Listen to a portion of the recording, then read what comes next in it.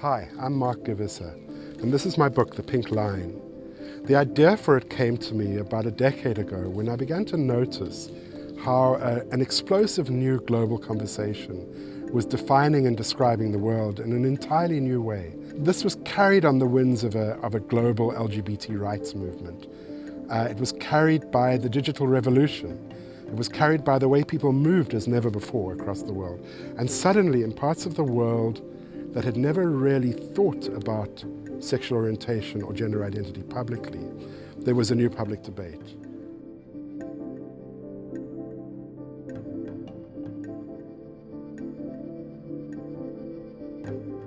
Right now, I'm looking across the bay from where I live, in a really beautiful fishing village, to the Cape Flats, which is where the majority of Cape Town's brown and black people live, and to a place in particular called Tambo Village, where the first person I write about in this book, Tewonge Chimbalanga, lives. She is a transgender refugee in South Africa who came here from Malawi after she was pardoned following being sentenced to 14 years hard labor because she held a public engagement ceremony with her male fiancé.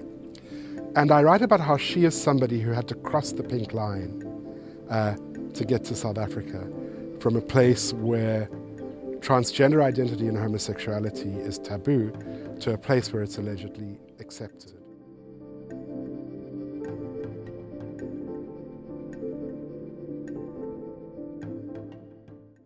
So the way I get into this pink line is by telling 10 such stories from different parts of the world, ranging from Cape Town and Tewonge, up through Kenya and Uganda, to Egypt, where I tell the story about an extraordinary lesbian couple who set up a sidewalk cafe during the Arab Spring and then had to go into exile. And then from Egypt outwards to Israel and Palestine, to India, to Russia, to the United States, to Mexico. And in each of these places, I get very close to a person or a family group or a community and tell their story.